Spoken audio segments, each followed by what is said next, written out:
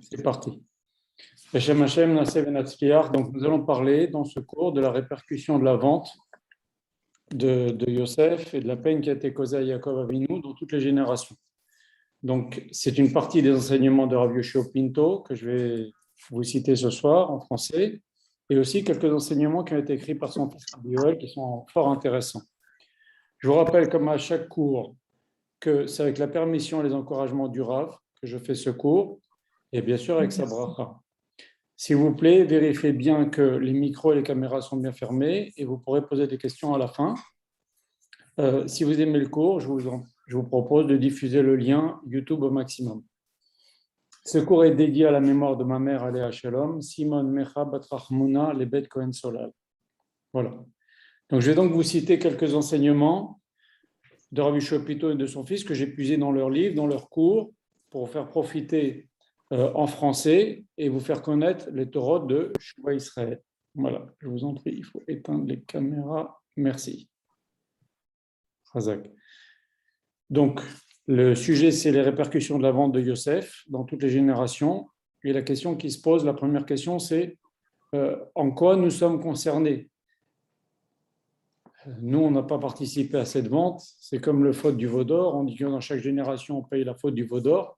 En quoi sommes-nous concernés ? Quel rapport avec nous ? Alors déjà, avant de commencer, on va remettre en perspective pour les personnes qui n'ont pas vu le cours sur Vayeshev, qui est disponible sur la chaîne YouTube. C'est le cours dont le titre est Quel Nora Alila. On voit là-bas dans ce cours comment Akash Baruch Hu a organisé les événements pour amener les Juifs en Égypte. Et il s'est passé, malheureusement, ça s'est mal passé. Ça s'est passé par une vente des frères qui se sont haïs, qui ont vendu Yosef, etc. Donc là, il faut aller voir. Je propose celui qui veut d'aller voir le cours. Mais je vais un petit peu remettre un peu le cadre de la situation. On peut déjà se demander pourquoi Akash Baruch Hu il consacre 4 parachiotes à cette histoire de la vente de Yosef, la peine causée à Yaakov. Excusez-moi, je vous arrête votre caméra. Razak. Voilà. Pourquoi Akash Baruch Hu consacre 4 parachiotes à toute cette histoire-là de Yosef, de ses frères, Yaakov, la peine, etc. C'est les parachiotes de Vayeshev, Miketz, Vayigash, Vayechi. 4 parachiotes. Ça tourne autour de la vente de Yosef, la déchéance de Yehuda, la descente des frères en Égypte pour faire à manger, Yosef qui met ses frères à l'épreuve. Excusez-moi, je crois qu'il y a quelqu'un qui a un micro ouvert. Voilà, Razak. Je vérifie juste que les micros sont fermés. Je m'excuse. Voilà, Margarita. Je vous mets en muet. Voilà. Donc, il y a eu une succession d'événements. Il y a Yosef qui met ses frères à l'épreuve. Il demande que Benjamin vienne, alors que c'est très bien pertinemment que ça va faire de la peine à son père Yaakov. Yehuda qui il fait croire que Benjamin a volé. Yehuda qui défend Benjamin. Yosef qui se dévoile. Les retrouvailles de Yaakov, de son fils Yosef, 17 ans de bonheur de Yaakov, durant lesquels je vous fais remarquer que Yosef n'a pas vu son père pendant 17 ans, il l'a vu que 2 fois. Il aurait pu apprendre la Torah chez son père pendant ces 17 ans dans Parashat Vayechi. Les fameux 17 ans, Yaakov a enfin été heureux. Il a retrouvé les 17 années, les 17 premières années qu'il a passées avec Yosef. Il aurait pu passer encore 17 années. Quand Yosef a été vendu, il avait 17 ans. Il aurait pu passer encore 17 années à enseigner la Torah à son fils. Il ne l'a pas fait. Pourquoi ? Parce que Yosef n'a pas voulu aller chez son père. Il n'y a été que 2 fois. Il n'a vu son père que 2 fois. Quand son père est arrivé, et une fois aussi pour que son père l'a fait venir pour qu'il bénisse ses enfants et pour lui donner le cadeau que les 2 enfants vont constituer 2 tribus. Mais il n'a pas vu son père pendant ces 17 ans-là. Pourquoi ? C'est bien connu parce qu'il ne voulait pas que son père le questionne et lui dise « Comment tu es arrivé là ? Comment tu es arrivé en Égypte ?» Or, il y avait un frérem, il y avait une décision, ils ont fait un bedding, les frères, quand ils ont vendu Yosef. Personne n'en parle. Personne ne raconte. Donc, Yosef aussi était tenu par cela. Il ne devait pas raconter à son père.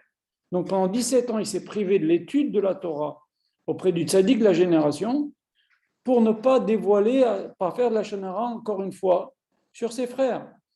Donc, et à la fin, finalement, on a vu hier que les frères prennent peur au moment de la mort de Yaakov, ils prennent peur, ils inventent un message faux, ils inventent un message post-mortem de Yaakov qui leur dit qui dit à Yosef, ils font parler Yaakov, qui dit, voilà, notre père nous a dit de te dire, pardonne la faute de tes frères. Yaakov n'a pas dit tout ça, de toute façon, il n'était pas au courant qu'il y a eu cette faute. Mais ils ont, par la peur, ils avaient peur que Yosef maintenant se venge, et donc par cette peur-là, ils ont été inventés cette histoire-là. Et Yosef en a pleuré, et il leur dit, je ne vais rien vous faire, etc. Et Yosef savait très bien que c'est faux, puisque son père ne savait pas. Bon, voilà. Donc, combien de parachutes pour cette histoire de la vente de Yosef, la peine de Yaakov? Et c'est ça dont on va parler aujourd'hui. Pourquoi la Torah, pourquoi Akadosh Baruch Hu a fait que si longuement on s'étale sur cette histoire-là, alors qu'on a des halachot, par exemple, dans la Torah, qui ne sont pas donnés. Par exemple, prenez la Shrita.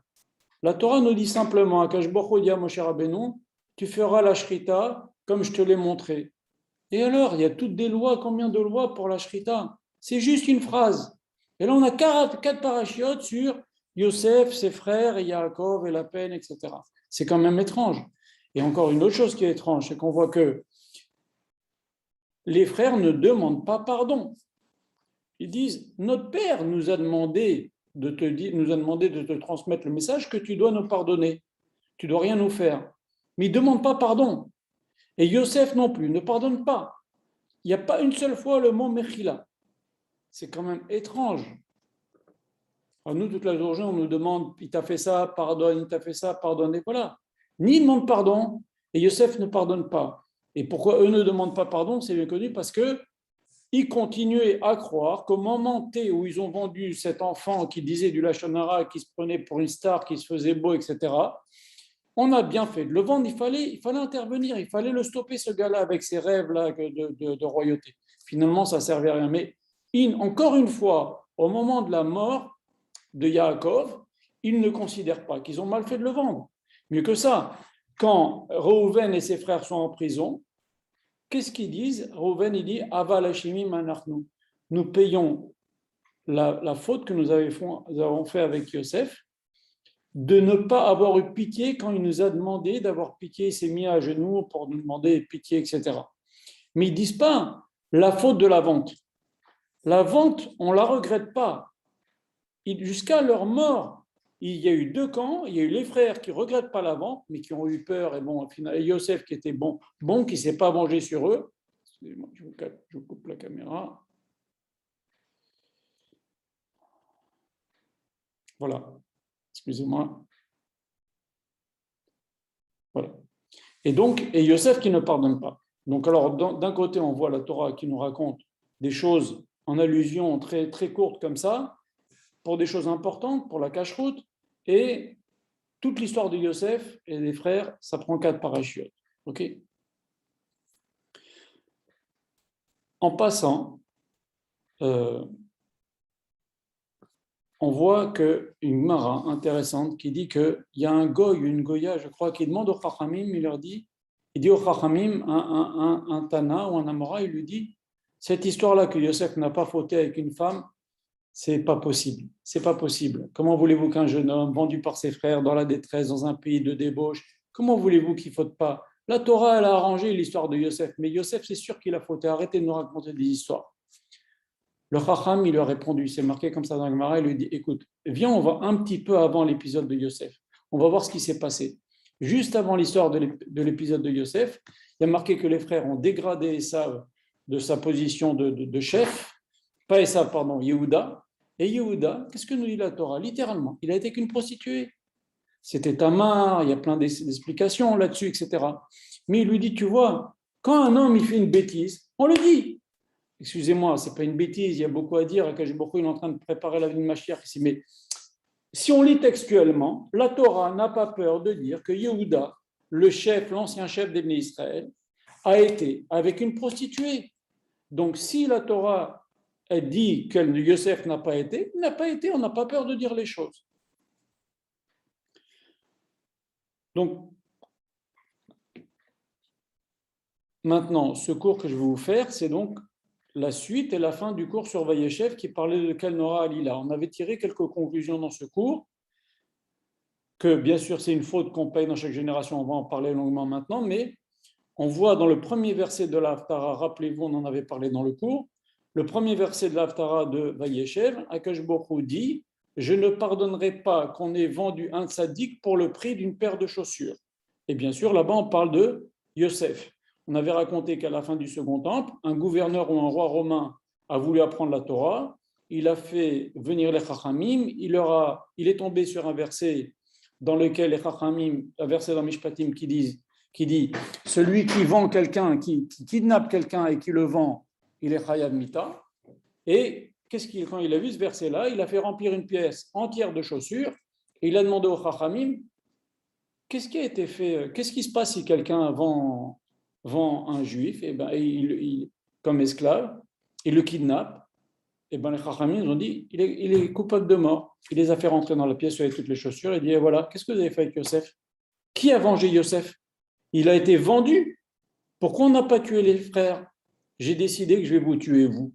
Et donc, c'est les 10 Harougé Malchut, les 10 tzadikim qui ont été tués par la royauté romaine, dont Rabbi Akiba, dont Rabban Gamliel, Rabbi Shmuel Kohen Gadol, et Rabbi Hanania ben Teradion. Ils ont eu tous des morts terribles. Ce n'est pas le moment de rentrer là-dedans. On en parlera peut-être au moment des cours sur Tisha B'Av, l'Ineder. Et donc, on voit que c'est quelque chose que Akash Baruch Hu n'a pas pardonné. Et les Rabbi Shmuel Kohen Gadol, il y en a qui disent Rabbi Hanania ben Akane, qui est monté au ciel, un des deux, qui a demandé à Akash Baruch Hu, c'est quoi cette histoire-là? Qu'est-ce qui se passe? Qu'est-ce qui se passe qu'on veuille tuer comme ça dit tzadikim? Et on lui a dit, Akash Baruch Hu, il a vu effectivement, ça a duré plus que 800 ans entre la vente de Yosef, la peine à Yaakov, et cette histoire-là des 10 Harougé Malchut. Et Akash Baruch Hu leur dit, je n'ai pas trouvé de tzadikim aussi grand que vous pour revenir en réincarnation des 10 frères et pour payer cette faute-là. Donc, vous allez payer maintenant la faute. Et donc, ils ont compris que ce roi-là, il est en fait l'instrument, entre guillemets, d'Akash Baruch Hu pour réparer cette faute de Yosef Hatzadik et de la peine causée à Yaakov et la vente de Yosef. Donc, vous voyez que c'est quelque chose qui a eu des répercussions déjà graves. Okay, et on avait dit aussi que le Zohar Kadosh disait que les 22 années durant lesquelles Yosef s'est éloigné de son père, Yaakov a eu une peine terrible, ça correspond aux 22 jours que chaque année on a de la peine, nous, de Ben Hametzarim, les 3 semaines plus le jour de Tisha B'Av, ça fait 22 jours, qui correspondent aux 22 années. On avait dit aussi que Yosef avait supplié de ne pas le vendre. On dirait que Yosef, il ne pensait pas seulement à « ne me vendez pas parce que je vais avoir un sale moment dans ma vie ». Il pensait à eux. Il leur dit « mais si vous me vendez, vous allez revenir en Gilgoul ». Ce n'est pas dit comme ça dans le Midrash, mais il insiste tellement, Yosef, pour que la vente n'ait pas lieu. C'est beaucoup plus que son propre dessein qui est en jeu. Il voit quelque chose qui rentre dans l'histoire juive, dans nos gènes, quelque chose qui va avoir des répercussions dans toutes les générations. On va en parler. Et il leur dit, mais toi aussi tu vas payer. Tu vas revenir en Gilgoul, tu vas payer cette vente-là. Et donc, il essaie de leur faire comprendre la gravité de leur acte. Et de génération en génération, cette histoire-là se paye. Et Yosef, déjà, lui, il a payé. Il a eu 12 ans de prison parce qu'il a eu de la chanara sur ses frères. Yaakov, qui n'a pas freiné Yosef dans son Lachanara, il a eu 22 ans de deuil, on va en parler. Et il paye ainsi les 22 ans aussi où il n'a pas fait du kavod à son père Yitzhak, les années où il était chez Laban. Yehuda, qui a empêché Yosef de se marier jeune, Yosef s'est marié à 30 ans, et bien lui, le pauvre, il s'est marié, il a perdu sa femme, il a perdu 2 enfants. C'est terrible. Et il va faire quelque chose, entre guillemets, qui n'est pas tellement à son honneur, d'aller avec une prostituée. Ça ressemble à la faute qu'il a entraînée chez Yosef, de lui aussi de se trouver confronté à la débauche avec la femme de Poutifar. D'ailleurs, on a lu hier dans Parashat Vayechi quelque chose d'incroyable, que Yaakov, quand il bénit Yosef, il lui dit qu'il a perdu 10 gouttes de semences. Au moment où il allait avec cette femme, il n'a pas été, mais il y a quand même 10 gouttes de semences, nous dit la Torah, on l'a lu hier dans le Sefer Torah, et à cause de ces 10 gouttes de semences, Yosef il n'a pas eu 12 tribus. Il n'a eu que 2 fils, mais les 10 gouttes de semence auraient pu être 10 enfants. Il aurait pu lui aussi avoir 12 tribus. Ça, c'est ce qu'on a lu hier dans le Sefer Torah. Et aussi, on avait dit dans ce cours-là sur Vayeshev, je dresse le tableau, hein, que dans chaque génération, il y a 10 tzadikim qui souffrent pour rien. Et il y a un en particulier qui est le Gilgul de Yosef Hatzadik, qui est jeté en prison, etc. Et c'est bien connu dans nos textes que Mashiach ben Yosef ira en prison, Mashiach ben David aussi ira en prison, etc. Voilà. On avait dit aussi dans ce cours que pourquoi cette accusation que les Juifs font des matzot avec du sang des non-juifs, Chas v'Shalom, pourquoi elle a la dent dure, cette accusation-là? On avait dit parce que ça s'appelle Alilat Dam, l'accusation de sang rituel, ça c'est connu. Il y a eu des centaines de Juifs qui ont été tués à cause de cette histoire-là, cette fausse accusation. Et il dit pourquoi cette histoire-là a eu tellement, c'est rentré dans la tête des goïms qu'ils y ont cru, et à cause de ça, il y a eu des tas de Juifs de tués, parce que c'est exactement, on paye encore la vente de Yosef. Qu'est-ce qu'ils ont pris? Ils ont pris la tunique, ils l'ont mis dans le sang, ils l'ont montré à son père. Est-ce que tu reconnais la tunique? Donc, ça encore, il y a plusieurs façons, cette chose-là, on l'a payée finalement. Et voilà. Donc, ce n'est pas simplement une histoire qui nous est racontée, c'est des choses et c'est pour ça qu'Akash Borou, on parle dans 4 parachiotes dans le détail parce que ça va avoir une influence sur tout l'exil. On va en parler si Dieu veut. Donc, j'avais terminé le cours sur Vayeshev dans lequel on disait que Yosef met un sac sur sa peau et s'attriste, il est en prison. Jacob met un sac sur sa peau et s'attriste parce qu'il croit que son fils est mort. Yehuda met un sac sur sa peau parce que ses 2 fils sont morts et il s'attriste, etc. Reuben met un sac sur sa peau parce qu'il n'a pas réussi à sauver Yosef, parce qu'il a bougé le lit de son père. Et pendant ce temps-là, qu'est-ce que fait Akadosh Baruch Hu? Il s'occupe de faire venir le Mashiach, puisque quand Yehuda va aller avec Tamar, c'est le début de la descendance de Yehuda, et ça va donner le Mashiach à la fin. Donc ça, voilà pour le cadre. Maintenant, on va rentrer dans le vif du sujet, comme le titre du cours l'indique, les répercussions de la vente de Yosef et la peine de Yaakov dans toutes ces générations. Donc déjà, c'est très important de savoir que même si on lit dans une première lecture, ça, vous savez, la vente de Yosef, on peut l'étudier chaque année et c'est quelque chose de profond qui est très profond. Ce n'est pas quelque chose qu'on arrive à comprendre comme ça du premier coup. Moi, personnellement, chaque année, on relit, on arrive à voir des nouvelles choses dans les Midrashim, etc., pour voir la profondeur qu'il y a là-dedans. Mais déjà, il ne faut surtout pas croire que les Shevatim, les 10 Shevatim qui ont vendu Yosef, c'était des gens cruels, même si apparemment ça en a l'air, ils n'ont pas eu pitié, ils l'ont vendu, etc. Ce n'étaient pas des gens cruels. On avait dit dans le cours sur Kelnora Alila que Akash Baruch Hu a fait qu'il se trompe. Tout le monde s'est trompé dans cette histoire. Yosef qui a mal jugé, les frères qui ont mal jugé, Yosef qui a raconté ses rêves, qui a raconté la Shona. Tout ça, c'est Akash Baruch Hu qui a arrangé la situation pour nous faire descendre en Égypte. D'accord? C'est une sélection d'erreurs des tzadikim, on avait dit dans le cours. Mais les frères ne sont pas des gens cruels. Eux, ils ont fait selon leur vision des choses. Hein, on avait dit ça dans le cours. Je ne vais pas réétaler là-dessus. Donc, c'est des gens, c'est des super tzadikim, les frères. Et dans le Midrash Rabbah 84, il a indiqué quelque chose d'extraordinaire.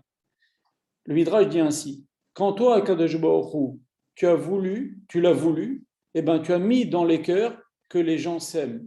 Et quand tu l'as voulu, Akadosh Baruch Hu, tu as mis dans les cœurs que les gens se haïssent. Ce qu'on a dit, quel Nora Lila, Akadosh Baruch Hu, il arrange que. Mais il n'empêche que, c'est vrai que c'était pour réaliser le projet d'Akadosh Baruch Hu, de les faire descendre en Égypte, et de réaliser la promesse qu'Akadosh Baruch Hu a fait à Avraham Avinu qu'on va descendre en Égypte, etc. Et Akadosh Baruch Hu a fait bien, même si ça a été dur, que ce soit Yosef qui vienne en premier et qui ait une épreuve vis-à-vis de la débauche, parce que grâce à ça, les Juifs vont pouvoir résister à 210 ans sans aucun Juif qui faute avec une goya. Il faut le faire. C'était très dur, mais il a tracé la voie. Et on avait dit qui a donné la force aux Bnot Israël de ne pas fauter? C'est Sarah qui a été prisonnière chez Paro pendant une nuit, et elle aussi, elle n'a pas fauté, elle a donné la force aux femmes. Mais malgré tout, c'est vrai qu'Akadosh Baruch Hu réalise son plan, mais la façon dont ça s'est fait, ça se paye. Pareil pour Yaakov, quand il a volé, il s'est déguisé, il a pris les brachot à Esav, Esav a pleuré, ces 3 gouttes de larmes que Esav a versé, ça s'est payé après, il a pleuré, Tsaka Gedula Omara, il a poussé un grand cri, des larmes. Pareil, Mordechai, à l'époque de Esther, avec le descendant de Esav, Aman, il va crier Tsaka Gedula Omara. En fait, c'est la forme. C'est vrai qu'Akadosh Baruch Hu a arrangé les événements pour qu'on descende en Égypte et que Yosef il vienne tracer la voie. Très bien, mais la forme a causé de la peine. Ça a causé de la peine à Yosef. Ça a causé une peine horrible à Yaakov, on va en parler maintenant. Et ça, c'est ça que l'on paye. C'est cette peine que l'on paye. Maintenant, c'est sûr qu'Akadosh Baruch Hu a voulu que, pour ça, pour nous faire descendre en Égypte. Mais la peine, ça va être très grave. Et c'est ça que l'on va payer. Et c'est ça qu'Akadosh Baruch Hu n'a pas pardonné. La peine qu'on a causée à Yosef et surtout à Yaakov. Et comme on l'a dit tout à l'heure, les frères ils se sont encore prosternés à la fin, mais ça n'a pas calmé. Ils se sont prosternés, ils ont dit pardonne, au nom de Yaakov, pardonne. Mais eux, ils n'ont pas demandé pardon. Mais malgré cela, Akadosh Baruch Hu est encore en colère de ce qui s'est passé. Comme on a vu l'histoire d'Arog et Malchut, etc. Voilà, ça n'a pas calmé la colère de Akadosh Baruch Hu. Dans les Yalkut Shimoni, il est marqué aussi que encore aujourd'hui, cette faute-là, de la vente de Yosef et de la peine de Yaakov, est en suspens. Elle n'est pas encore réglée. Dans le Midrash aussi sur Michelet, au tout début, il est indiqué, dans chaque génération, la faute de la vente de Yosef se perpétue. C'est-à-dire que se souvenir, Akadosh Baruch Hu en souvenir cette chose-là, et c'est quelque chose comme une épée de Damoclès sur nous, comme la faute du veau d'or. Vous savez bien que le veau d'or, on dit que dans chaque génération, même chaque peine qu'un juif a, chaque souffrance qu'a un juif, Akadosh Baruch Hu distille un peu la faute du veau d'or. On va en reparler maintenant, d'accord? Alors, on commence le cours Bezrat Hashem. Dans le livre de Megala Amukot, du rabbi de Hafta, il a indiqué ceci. Il y a une allusion aux conséquences de la vente de Yosef dans un verset qui nous dit celui-ci dans Vayomer Ish, quand Reuven et ses frères se retrouvent en prison, la première fois quand ils descendent en Égypte, Yosef il leur dit vous êtes des Meraglim, soit dit en passant, c'était effectivement ils vont venir aussi en Gilgoul dans les Meraglim. Il les met en prison, tous. Et c'est là que Reuven dit Vayomer Ish el Achiv, ils se sont dit l'un envers l'autre, Aval Hashemim Anachnu. Nous sommes fauteurs d'avoir pas écouté la peine, ce que je vous ai dit tout à l'heure, la peine de Yosef. Et dans ce verset-là, il y a 6 fois la lettre Aleph qui se suit. C'est marqué Ish, El, Achiv, Aval, Hashemim, Anachnu. 4 fois la lettre Aleph. La lettre Aleph, c'est 1000. Pardon, pas 4 fois, excusez-moi, 6 fois. Et donc, ça fait 6 fois 1000 pour nous dire, dit le Megala Amukot, que jusqu'au 6e millénaire, pendant tout le temps, depuis que cette faute-là a eu lieu, jusqu'au 6e millénaire, c'est-à-dire maintenant, pour nous, on ne va pas arrêter de payer cette histoire-là. Et dans ces parachiotes aussi, dans les parachiotes que je vous ai cités tout à l'heure, il y a 10 fois le mot Anashim. Je ne vais pas vous citer les versets, mais Anashim, on les a fait, les Anashim, etc., pour nous dire qu'il va y avoir 10 hommes qui vont payer la Roug et Malchut qu'on a dit tout à l'heure, à la fin du 2e temple, avec Kiba, etc., mais aussi dans chaque génération. Il y a toujours des tzadikim qui souffrent à cause de cette faute-là. Alors, a priori, c'est difficile à accepter. Pourquoi? Parce que nous, pourquoi on irait nous payer cette faute-là de la vente de Yosef? On n'a aucun rapport avec ça. C'est une histoire qui s'est passée il y a 3500 ans. On n'a rien fait, nous. Hein? Pareil pour le veau d'or, on peut poser la même question pour le veau d'or. Okay. Nous, on n'a pas participé au veau d'or, on n'a pas fait de l'idolâtrie, on n'a pas vendu Chas Vesholom notre frère, on n'a pas fait de la peine comme ça, comme ils ont fait les Shevatim à leur père. Alors pourquoi nous, on devrait payer cette chose-là? Vous comprenez? Et pour le veau d'or, les Chachamim m'ont expliqué que Moshe Rabbeinu a obtenu le pardon d'Akadosh Baruch Hu, mais Akadosh Baruch Hu, il a dit non, je ne pardonne pas. Je ne vous élimine pas maintenant, je ne vous tue pas maintenant, mais dans chaque génération, je vais distiller une petite goutte là de cette punition-là. Au lieu de vous donner tout d'un coup et éliminer comme Akadosh Baruch Hu voulait au départ, il a dit laisse-moi, il a dit à Moshe Rabbeinu, laisse-moi, je vais les détruire tous et je vais reconstruire le peuple d'Israël à partir de toi, comme on a commencé à partir d'Abraham. Et Moshe Rabbeinu, il a insisté, il tapait la tête contre le sol, il a insisté pendant 40 jours. Akadosh Baruch Hu était en colère. il a obtenu qu'Akadosh Baruch Hu, ne détruise pas un Israël, mais cette faute-là n'est pas effacée. La faute du veau d'or n'est pas effacée, Akadosh Baruch Hu va les distiller dans toutes les générations. Bon, pour le veau d'or, je comprends, mais la faute de la bande de Yosef, quel rapport avec nous? Quel rapport avec nous? Alors, ok, on paye ce que nos ancêtres ont fait dans le veau d'or, ok, mais la faute de Yosef, qu'est-ce qu'on a fait, nous? On n'a pas, comme j'ai dit tout à l'heure, on n'a pas fait des choses comme ça à notre père, à notre frère, on n'était pas là dans cette vente-là. Ok. Alors, déjà, on va lire un passage qui répond à cette question-là dans un livre qui s'appelle le Meshech Chochma, qui a été écrit par un rav qui s'appelait le Or Sameach, que je vais vous lire maintenant. Ok. Et il donne la réponse. Pourquoi nous sommes concernés à cette chose, de la vente de Yosef. Il dit comme ça. Il fait remarquer que à Kippour, on dit quelque chose d'incroyable à Kippour. On dit Ki ata solchan le Israël, Akadosh Baruch Hu, tu pardonnes au Bnei Israël, ou mochalan le shifte yeshurun. On le dit à Kippour, il n'y a pas si longtemps on l'a dit. Et tu pardonnes aux distribus. Quel rapport avec Kippour? Qui solchan le Bnei Israël, il nous dit ici le Meshech Chochma. Qu'est-ce qu'a dit Akadosh Baruch Hu à Moshe quand il y a eu le veau d'or? Il a dit Salarti kilvarecha, je pardonne comme tu m'as demandé. Donc, qui solchan l'ibn Israël, Akadosh Baruch Hu, tu as pardonné au Bnei Israël le veau d'or. Ou mochalan lishifte yishurun, tu pardonnes aussi, on lui demande, maintenant, à Kippour, encore on prie, on demande à Akadosh Baruch Hu de pardonner les fautes, la faute des 10 tribus. À Kippour, au moment le plus solennel de l'année. Il faut croire que c'est important dans la vie juive, ça, dans la Torah. Regardez ce qu'il nous dit.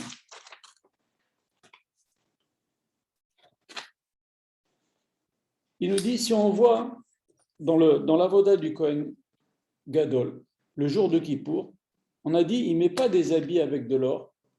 Pourquoi? Parce que l'or, ça rappelle le veau d'or.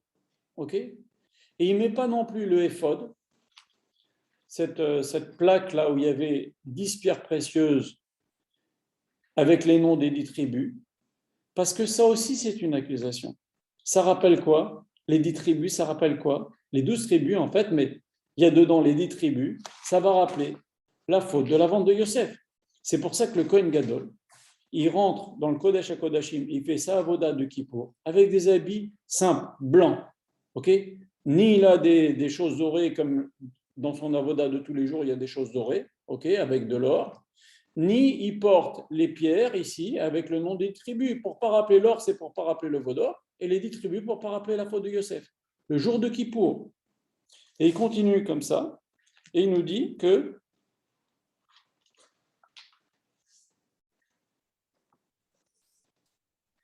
pourquoi la kapara est l'essentiel de la faute du Beth Amikdash, pardon, l'essentiel de la position du Beth Amikdash, c'était sur le territoire de Benyamin. Il y a juste une petite parcelle du Beth Amikdash qui était sur Yehuda, là où il y avait le Misber, il me semble. Et pourquoi le Beth Amikdash, Akadosh Baruch Hu, il a voulu qu'il soit construit sur la tribu sur le territoire de la tribu de Benyamin? Parce que Benyamin, c'est le seul qui n'a eu aucun rapport avec l'histoire de Yosef. Parce qu'on peut dire même Yosef, il a une histoire avec la vente de Yosef. Parce que lui, il a raconté de la Chanara. Et lui, il a énervé ses frères. Donc, il a participé. Donc, le seul qui a eu rien à voir dans toute cette histoire, c'est Benyamin. Akadosh Baruch Hu, il a dit le Beth Amikdash, il doit être sur le territoire de Benyamin. Et il continue, il nous dit la chose suivante.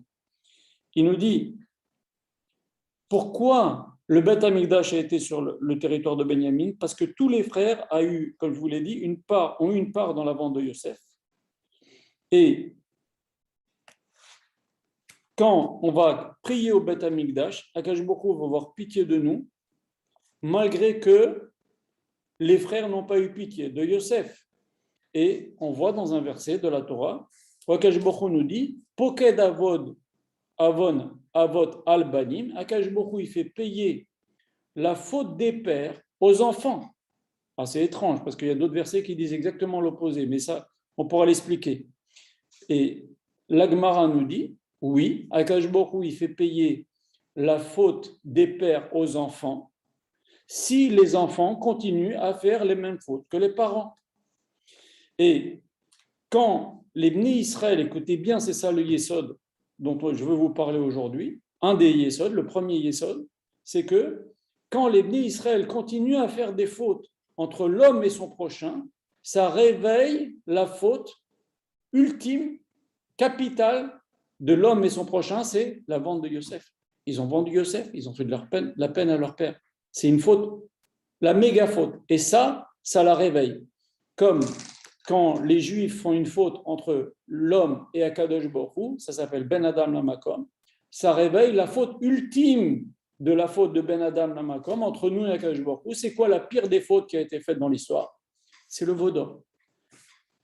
Et c'est ce qu'il nous dit ici.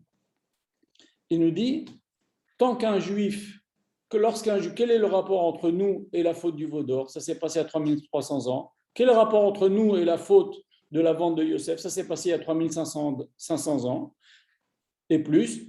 C'est parce qu'à chaque fois qu'un Juif va faire une faute entre l'homme et son prochain, ça rappellera la faute ultime, la plus grave entre l'homme et son prochain, c'est la vente de Yosef et la peine causée à Yaakov. Et à chaque fois qu'un Juif va faire une faute entre nous et Akadosh Baruch Hu, ça rappelle la faute ultime, la faute du veau d'or que les Juifs ont fait. Et donc, quand on fait ces fautes-là, même nous, à notre génération, 3000 et quelques années après, on rappelle ces choses-là. Ça rappelle à Akadosh Baruch Hu ces choses-là. C'est ça le premier yesod que je voulais vous dire aujourd'hui.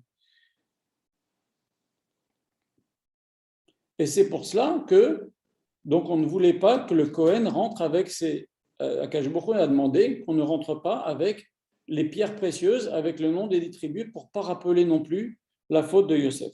Et pour terminer, le Meshech Chochma nous dit la chose suivante. C'est pour ça qu'on dit Ki ata sol akipour, ki ata sol chan li Israël, Akadosh Baruch Hu, tu pardonnes au Bnei Israël la faute du veau d'or, comme a dit Salartiki de Varecha. Ou Mochalan li shifte Yeshurun, on demande à Akadosh Baruch Hu encore le jour du Kippour, chaque juif qui prie, on demande à Akadosh Baruch Hu, on lui dit Akadosh Baruch Hu pardonne la faute des Shevatim. C'est une histoire qui nous traîne, qui nous pèse encore sur nous, encore aujourd'hui. Voilà. Donc,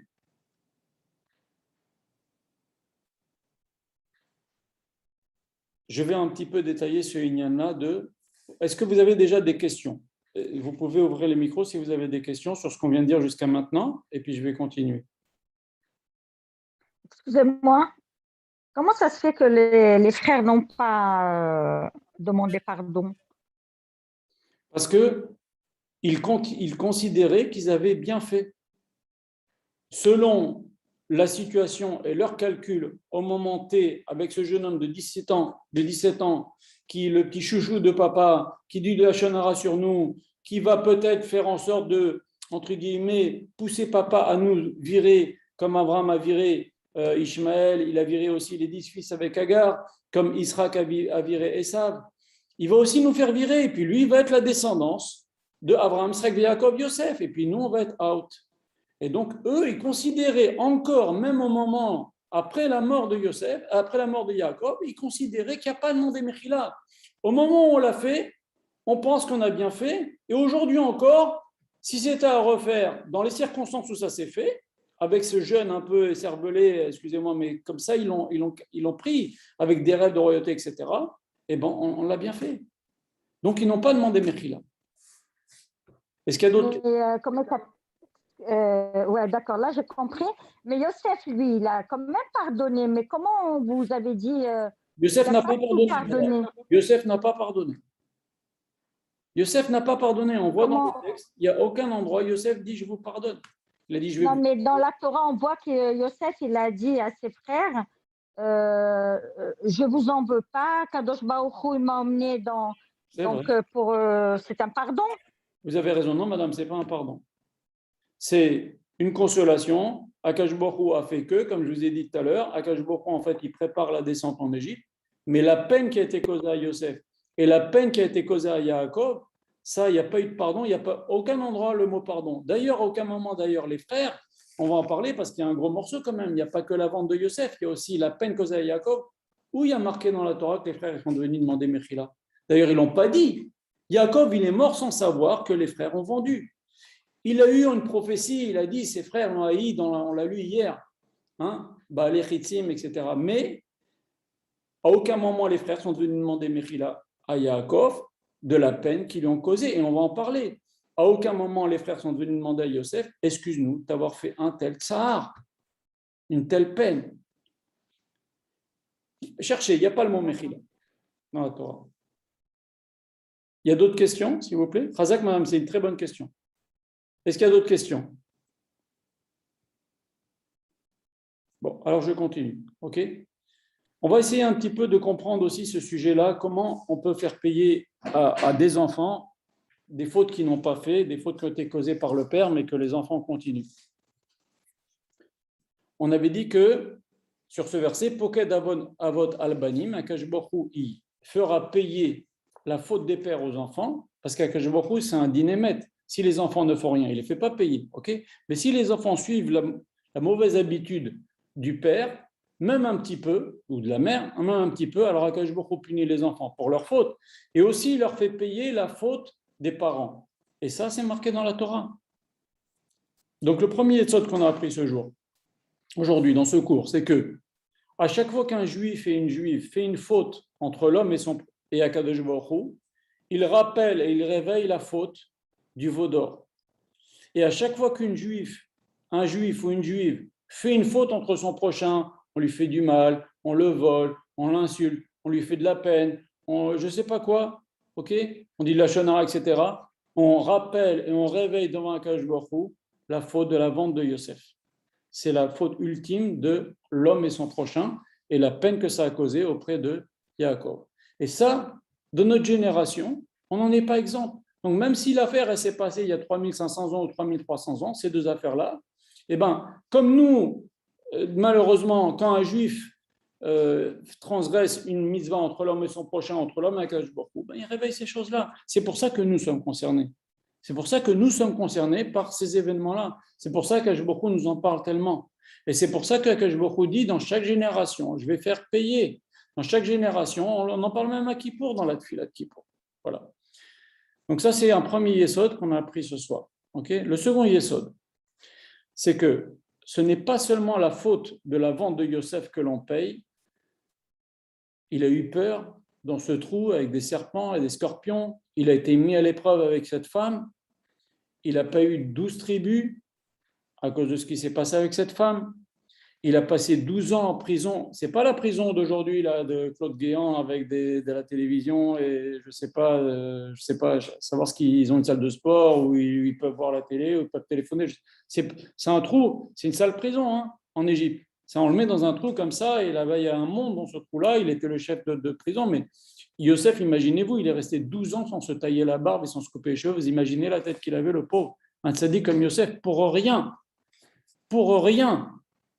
Donc, il a souffert, ils l'ont fait souffrir. Yosef s'est marié tard, s'est marié à 30 ans. Et aussi, surtout, on l'a mis dans les guérotes du Rav de Guérot Kodesh de la semaine dernière, que Yosef, pendant 22 ans, il n'a pas appris la Torah à son père, mais pas seulement 22 ans quand il était en Égypte, mais même les 17 ans, on a dit qu'il n'a pas vu son père pour ne pas dire qu'il a été vendu par ses frères. Donc ça fait un total de 39 ans. Pendant 39 ans, Yosef n'a pas appris la Torah. Auprès de Yaakov, c'est quand même horrible. C'est horrible, imaginez-vous, pour des tzadikim comme ça, tout ce qu'il aurait pu apprendre et tout ça pour ne pas dire du lashon hara sur ses frères, pour pas qu'Yaakov s'énerve contre ses frères, contre ses fils et donc les frères de Yosef. Voilà. Et donc, la couronne de la Torah, elle a été donnée à qui? Elle a été donnée à Issachar et il a perdu Yosef. Ça, c'est au niveau de Yosef. Mais maintenant, parlons de Yaakov. C'est ça le deuxième yesod.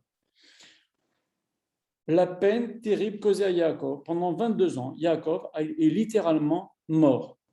Nous disent nos Chachamim, Yaakov, vous savez qu'il avait deux, c'est le seul homme qui a eu deux neshamot. Il a eu la neshama de Yaakov et la neshama de Israël. La neshama de Yaakov, elle est partie. Il a senti la mort. Il a senti ce que c'est la mort. Une peine inconsolable, c'était son fils chéri, c'était le souvenir son premier fils qu'il avait avec Rachel. Il est resté, la Torah nous raconte, tous sont venus le consoler, il était inconsolable, il était comme une pierre, il était peiné. Il a perdu la présence de la Shekhinah, puisque la Shekhinah ne peut pas venir sur quelqu'un qui est triste. Donc il a connu la mort, il a aussi connu Triat Hametim, on va en parler. Le Midrash Tanchuma dans Vaïgash dit la chose suivante, je vous l'ai dit déjà dans le dernier cours sur Vaïeshev, que Yaakov a reçu un message d'Akash Baruch Hu avec les pierres, quand il a mis les 12 pierres, quand il a dormi, etc. Et il s'est réveillé, il a pris 12 pierres pour se protéger autour de sa tête. Et quand il s'est réveillé, les 12 pierres, on n'en fait qu'une, on ne fait qu'une seule pierre. Et Akash Baruch Hu lui a fait comprendre que si aucun de ses fils, si ses fils sont unis et aucun de ses fils meurt de son vivant, il n'ira pas au Gehinnom, il ira au Gan Eden. Et qu'est-ce que dit Yaakov quand on lui annonce que Yosef est mort et qu'il est inconsolable? Il dit, je descendrai en enfer dans la tristesse. Imaginez ça. On fait ça à un tzaddik, mais pas n'importe quel tzaddik. C'est le plus grand de nos avot, Aberir Sheba Avot, c'est Yaakov. Yaakov, c'est le pilier du trône d'Akadosh Baruch Hu. On fait ça. C'est quand même horrible, horrible. L'affliction qu'a eu Yaakov pendant ces 22 ans-là. Et on l'avait dit aussi que Yitzhak savait, mais Yitzhak ne l'a pas dit. Et donc il est resté comme ça avec la peine, comme ça, il a perdu sa neshama de Yaakov, il a senti la mort. Et alors, on peut répondre maintenant à plusieurs questions, mais je veux juste terminer pour que vous compreniez. C'est que Yaakov représente la ruse. Ekev, c'est le talon, c'est Akeveni a dit Esav, quand Esav s'est mis à pleurer devant Israël, il a dit il m'a rusé déjà, il m'a pris le droit d'aînesse, etc. Et on voit que Akadosh Baruch Hu aussi, quand Yaakov va descendre en Égypte, c'est marqué Akadosh Baruch Hu s'est révélé à Israël. Et qu'est-ce que dit Akadosh Baruch Hu? Yaakov, Yaakov. Alors c'est bizarre. Bizarre. Akadosh Baruch Hu, il y a marqué dans la Torah, Akadosh Baruch Hu a parlé à Israël dans la nuit, une prophétie. Et Akadosh Baruch Hu, dans la prophétie, il dit Yaakov, Yaakov. Alors écoutez, je vais vous raconter un midrash, il dit quelque chose de très très joli. Il dit il y avait un jour un prince, et le père, le père, lui dit écoute, maintenant tu es grand, tu es bar mitzvah, je vais te faire un bel habit. Et donc le fils attendait à ce que son père lui fasse un habit en peau de renard, en belle fourrure. Et voilà que son père lui fait en peau de bête assez stram, allez, on va dire en ours par exemple. Okay, c'est beaucoup moins noble. Alors son père, ce fils lui dit mais papa, pourquoi tu ne me fais pas comme tous les princes un beau costume en peau de renard? Il lui dit écoute, t'es encore jeune, tu fais des bêtises, tu te bagarres, tu joues au foot, tu tombes, tu vas l'abîmer ton truc. Tu vas l'abîmer. Quand tu vas te marier, je te ferai un beau costume. Effectivement, quand le fils va se marier, son père lui fait faire un très beau manteau en peau de renard. Alors le fils, qu'est-ce qu'il fait? Il dit je vais jeter mon manteau en peau d'ours, là, qui est effectivement tout abîmé, tout rayé, parce qu'il est tombé, il s'est cogné, il s'est blessé, il s'est égratigné. Son père lui dit non, garde-le, on ne sait jamais. Un jour, tu peux être amené à remettre ce truc-là, pas vouloir que ton beau costume s'abîme. C'est exactement la même chose avec les noms de Yaakov et de Israël. Yaakov, Akash Baruch Hu, c'est vrai qu'il a nommé Israël après le combat avec l'ange d'Esav, mais Akash Baruch Hu a continué à l'appeler Yaakov. C'est ça la différence entre Abraham et Yaakov et Israël. Akash Baruch Hu, une fois qu'il a appelé Abraham, avant il s'appelait Abraham, il a continué à l'appeler Abraham tout le temps, et on ne peut plus l'appeler Abraham. Mais il y a Israël et Yaakov, Akash Baruch Hu a continué à l'appeler Yaakov. À quel moment? Au moment où il y a marqué justement, Akash Baruch Hu s'adresse à Israël dans la nuit et lui a dit Yaakov, Yaakov. Pourquoi? Parce que Yaakov, ça représente le moment où il a été obligé de faire des coups. Et ce n'était pas Kavod qu'Akash Baruch Hu appelle Israël avant. Pourquoi? Parce qu'il va faire, excusez-moi, mais entre guillemets, un coup à Esav, il va lui prendre le droit d'aînesse, il va lui piquer les brachot, il va ruser, il va essayer de défendre ses intérêts avec la vanne. Ce n'était pas Kavod qu'un homme qui fasse des choses que c'est difficile à comprendre qu'il avait raison de le faire, de voler les bras, de se déguiser, prendre les brachot, etc. Ce n'était pas Kavod que ces actions-là soient associées au nom Israël. Israël, c'est la noblesse. Et maintenant qu'il descend en Égypte, Akash Baruch Hu lui dit exactement ce que le roi a dit. Il dit allez, ressors les vieux vêtements, le vêtement un peu abîmé là. Il lui dit Yaakov, Yaakov, parce que maintenant il va se passer quelque chose de mauvais.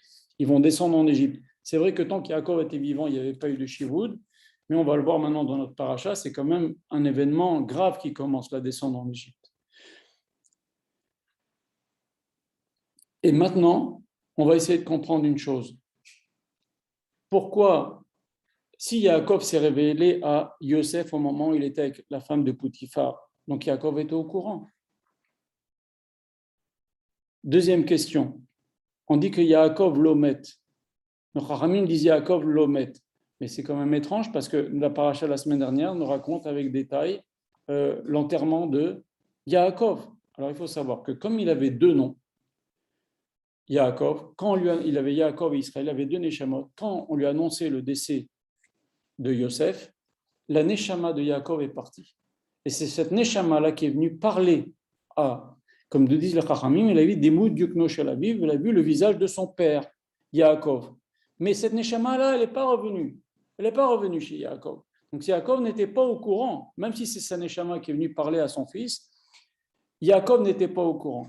Et qu'est-ce qui a marqué quand on lui a annoncé, Sarah Batacher lui a dit, Yosef est vivant, il y a marqué, va tehir Ruach Yaakov.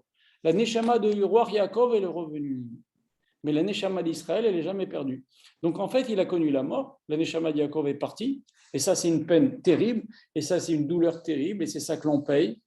Et il a aussi connu Triyat Hametim, puisque la Vatechir Ruach Yaakov, la Neshama de Yaakov est venue. Et quand il a vu son fils, qu'est-ce qu'il a dit? Amuta pa, maintenant je peux mourir. C'est-à-dire maintenant c'est la Neshama d'Israël qui va partir. Et il y a marqué quoi à la fin de la Torah, de la paracha de la semaine dernière? Il y a marqué Veikrevu Yemé Israël Amut. Ils se sont approchés les jours d'Israël pour mourir, l'époque où Israël va mourir. Pas Yaakov. Yaakov ne peut plus mourir parce qu'il est déjà mort, il a eu Triyat Hametim. La Neshama de Yaakov, c'est ce que nous disent le Chachamim, lo met. La Neshama de Yaakov, lo met. C'est la Neshama de Israël qu'il a quitté quand il est mort. Mais il y a la Neshama de Yaakov, lo met. Pourquoi? Parce que quelqu'un qui a eu la mort et Triyat Hametim ne peut pas mourir une autre fois.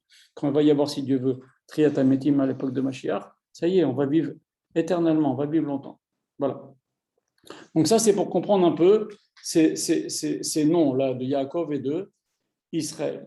Donc, pour conclure ce deuxième Yesod,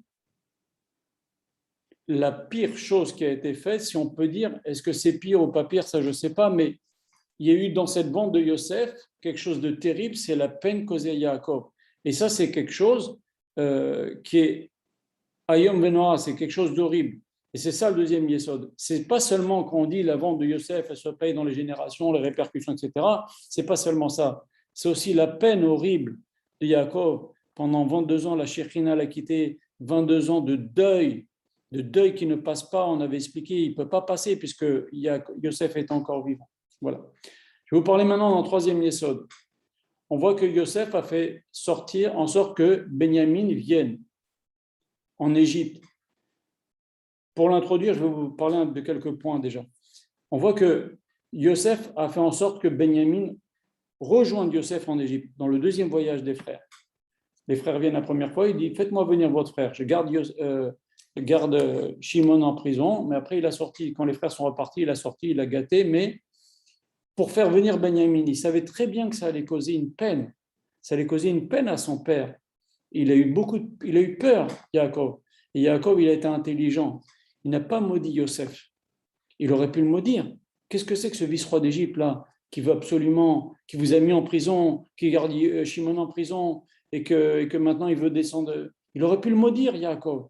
Et il a eu l'intelligence de ne pas le maudire. Et ça, c'est une grande force. Il aurait pu le maudire, il aurait tué son propre fils. Ça rappelle une histoire que je vais vous raconter. Il y avait un jour un homme qui était très, très nerveux comme ça. Et son rave lui a fait promettre, tu ne fais rien sans te donner un jour de réflexion. Et un jour, cet homme-là, il part, à l'époque, les gens, vous savez, pour faire prendre ça, des fois, ils partaient 5 ans, 10 ans. Et il part, il laisse sa femme. Et au bout de 15 ans, il revient. Et il s'approche de sa maison et il entend un homme parler avec sa femme. Et il dit, mais il y a un homme avec ma femme. Il prend son couteau, il va pour le tuer, il va pour rentrer de force dans la maison et il se rappelle ce que son rave lui a dit, ne fais rien. Et il entend. Et en vérité, quand il a quitté sa femme, elle était enceinte et lui, il n'était pas au courant. Il ne s'est pas encore rendu compte qu'elle était enceinte. Il est parti et en vérité, il s'est passé 15 ans et maintenant ce jeune homme-là, c'est son fils. S'il était rentré, il l'aurait tué. Exactement la même chose, la même histoire avec Yaakov. Il a eu l'intelligence de ne pas maudire Yosef. Il a même envoyé des cadeaux, il a même écrit une lettre. La lettre, elle est marquée dans un livre, il lui fait quand même des menaces claires. Tu sais, mes fils, ils ont tué la ville de Shrem, etc. Si tu fais le malin, on saura s'occuper de toi. Mais il n'a pas maudit. Alors maintenant, pourquoi, on revient à notre question, pourquoi Yosef fait descendre Benjamin en Égypte? Alors nos Rachamim nous disent que il y a eu 4 sorties des Bnei Israël. La première, ils sont descendus et ils sont ressortis avec leur premier achat de blé. La deuxième, ils sont venus avec Benjamin. Yosef se dévoile et ils ressortent avec Benjamin. La troisième fois, c'est quand la troisième fois, c'est pour l'enterrement de Yaakov. Et la quatrième fois, c'est la fameuse sortie d'Égypte avec Moshe Rabbeinu. Et ça représente les 4 exils. Et on va voir. Le premier exil, c'est quand ils sont venus pour acheter du blé. C'est l'exil de Babel. C'est l'exil après le premier temple. Le deuxième exil, c'est les Mèdes, Madaï, c'est Achashverosh. Et ça, c'était le deuxième exil. Et il était important que Benjamin vienne, malgré que ça fera de la peine à Yaakov, pour qu'ils viennent au moment où Yosef va se déclarer. Et donc, ils vont ressortir. Et ça, c'est l'exil de Madaï. Et qu'est-ce qui s'est passé quand Benjamin est venu? Ils ont bu du vin. Excusez-moi, il faut couper la caméra, madame. Voilà.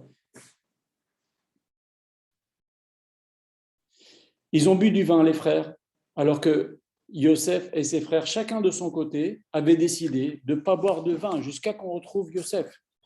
Et Yosef, voilà qui boit du vin avec Binyamin.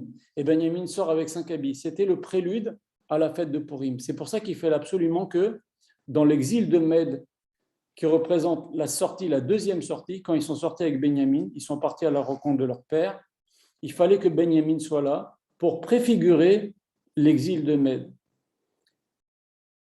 Donc il y avait le vin et les 5 habits de Mordechai, les 5 habits que Yosef a donnés à Binyamin. La troisième, c'était l'enterrement de Yaakov, c'est Galout Yavan.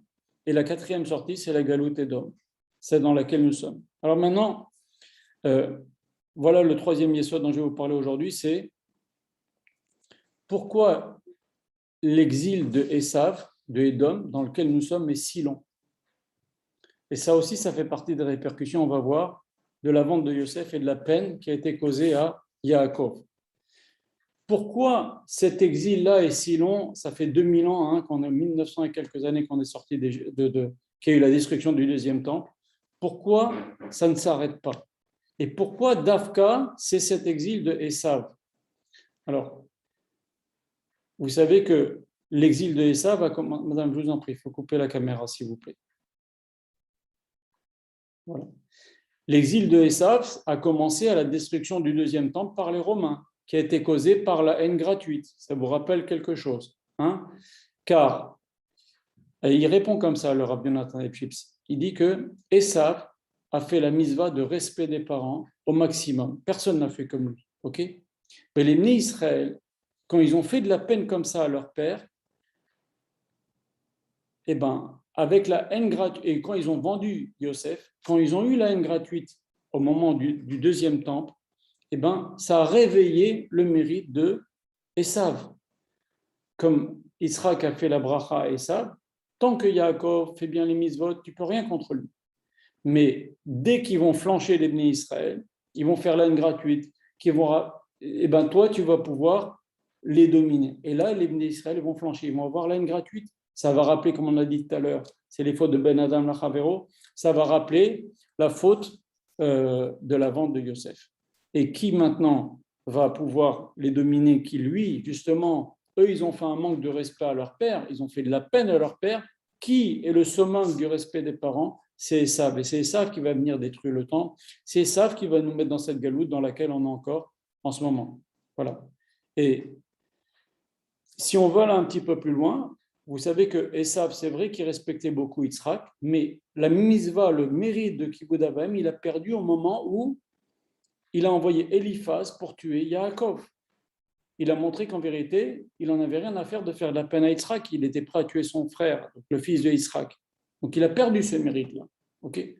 Seulement, quand les Juifs ont vendu Yosef, quand les frères ont vendu Yosef, et ils ont fait de la peine à Yaakov, il a récupéré ce mérite-là. Et c'est pour ça qu'on en est là aujourd'hui. Et c'est pour ça qu'il a cette force de dominer les Juifs. Voilà pourquoi, c'est ce troisième yesod que je voulais vous dire aujourd'hui, c'est que si cet exil et d'Afka, l'exil de Esav, dure, c'est à cause de cette haine gratuite. La racine de tout ça, c'est la vente de Yosef et la peine, le manque de kivud avayim qu'on a fait à Yaakov. Je vais vous parler maintenant d'un quatrième yesod.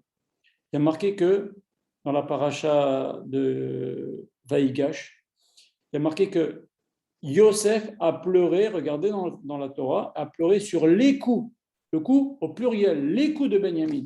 Il a pleuré sur le coup de ses frères. Rachi sur place dit, c'est quoi les coups de Benjamin? Il a deux couilles, Benjamin? Non. Il a le cou, c'est le Beth Amikdash, c'est le lien entre la tête et le corps. Et dans Shir HaShirim, quand on parle du cou, c'est le Beth Amikdash. Et c'est quoi les coups de Benjamin? C'est le Beth Amikdash qui est sur le territoire de Benjamin, et il y en a eu deux. Yosef a pleuré sur le coup de Benjamin, les deux Beth Amikdash, au pluriel, la Torah nous dit les coups, parce que cette faute-là, malgré que Yosef s'est dévoilé, malgré que Yehuda était prêt à défendre Benjamin et pas recommencer à vendre un frère, à laisser abandonner un frère, etc., cette faute-là, Yosef pleure parce qu'il sait très bien que cette faute-là n'est pas pardonnée, elle ne sera pas pardonnée à cause de ça, les deux temps vont être détruits. C'est ce que dit Rachi sur place. Et donc, on voit dans notre paracha, donc je reviens à la question de madame tout à l'heure, les frères n'ont pas demandé pardon parce qu'ils pensaient avoir bien fait, et Yosef n'a pas pardonné, et c'est étrange. Le Rav a posé la question, pas plus tard que la semaine dernière, non, il y a une dizaine de jours, dans son dernier cours, il a dit, toute la journée on nous dit pardonne, pardonne, allez, il t'a fait ça, pardonne, ils t'ont fait ça, pardonne, ton fils il t'a fait ça, ton frère, ton ami, ta femme, pardonne, pardonne. Oui, mais là, on voit que les frères n'ont pas pardonné, n'ont pas demandé pardon. Et Yosef n'a pas pardonné. Et si on voit aussi, David Améler, dans tout le Télim, il n'arrête pas de demander à Kadosh Baruch Hu, punis-les, fracasse mes ennemis, etc. Où est le pardon? Voilà pourquoi nous, on doit pardonner. Et Yosef ne pardonne pas. Et David, dans Télim, il n'arrête pas de demander à Kadosh Baruch Hu de punir les ennemis. Il ne pardonne pas. À aucun endroit, il ne pardonne pas. Au contraire, il y a plein de Télim où Kadosh Baruch Hu, il dit à Kadosh Baruch Hu, fracasse-les, rends leurs enfants orphelins, rends leurs femmes veuves. Par les phrases dures, David Améler. D'ailleurs, la Gemara, elle demande, elle dit bon, déjà, on va répondre à cette question-là, parce que la dispute entre les frères et Yosef, ou bien les luttes de David, touchaient les fondements du judaïsme. Et quand quelqu'un touche aux fondements du judaïsme, et Yosef aussi, il a vu que cette histoire-là, elle allait traîner dans les générations, ça ne sert à rien de pardonner, on ne peut pas pardonner. On laisse ça entre les mains d'Akadosh Baruch Hu. C'est ce qu'a fait David Améler. Il dit à Akadosh Baruch Hu, c'est toi qui vas t'occuper de cette chose-là. Pareil avec les frères. Ils n'ont pas demandé pardon. Eux, ils pensaient avoir bien fait. Yosef, il aurait pu dire, bon, vous ne me demandez pas pardon, mais je vous pardonne quand même. Non. Ça, il a vu que c'est un truc qui va régler, qui va durer pendant des générations et des générations.